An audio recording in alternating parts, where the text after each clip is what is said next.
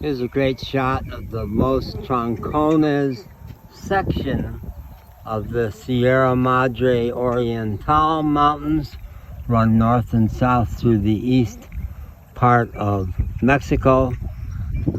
And the people out in the country don't have a concept of the mountain range. They just refer to the Los Troncones Mountains. And they are quite wonderful. This range, the highest peaks, which I understand are further south here, and I may be headed that way today or tomorrow, can be up to 12,000 feet, which is almost twice the height of the highest Appalachian mountains. I spent 16 years in Asheville, North Carolina, and the first year of the COVID, on the road in a camper van in what they call the high mountains, the 6,000 and 7,000 foot mountains. Pretty wonderful, deep Appalachia, really exploring Appalachia in a way that non-Appalachians seldom do, but more and more do, because people from all over the southeast are out there snapping up every available bit of property to put a vacation home that they will visit a couple or a few weeks a year. Places that the Appalachians prize being there for generations and can't afford the land anymore.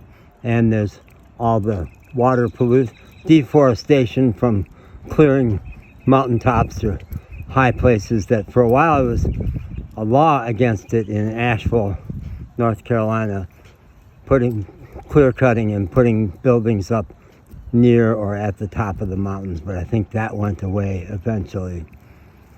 And by building on very steep slopes, there would be construction runoff into the streams and rivers.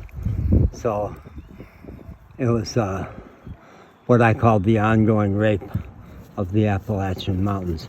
Much, much less of it here, but I do see, when I see people on a back road in those mountains on a nice morning like this with their windows closed and their air conditioning on, I know they're city people looking for land, and there's signs up everywhere say vende.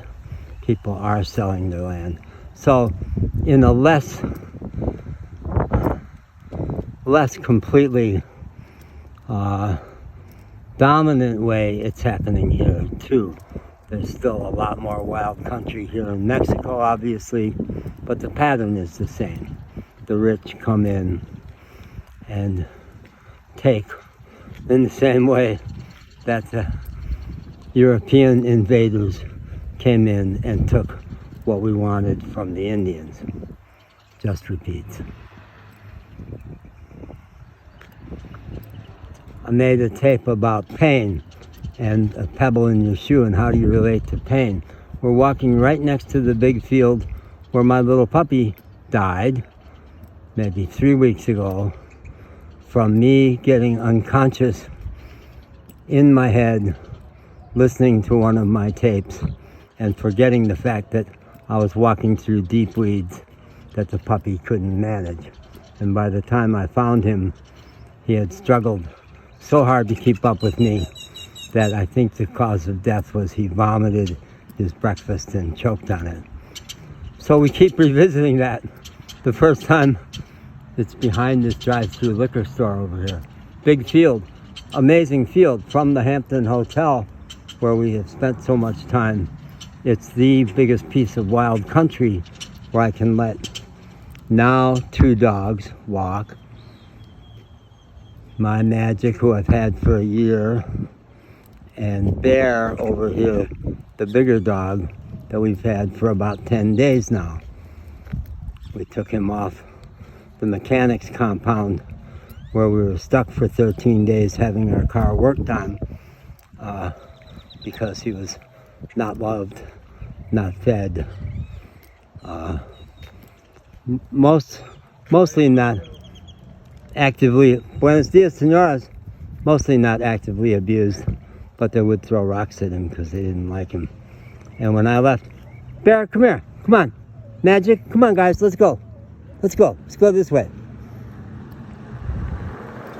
So when we left, Magic and I, mi perro, buen perro, muy bueno. Muy guapo, eh? Even the guys call him guapo. Mostly the Latino women refer to him as muy guapo. But I think Bear is pretty gorgeous too. Bear, come on, let's go. Let's go, Bear. Bear, let's go. Come on. Okay, gotta get the dog.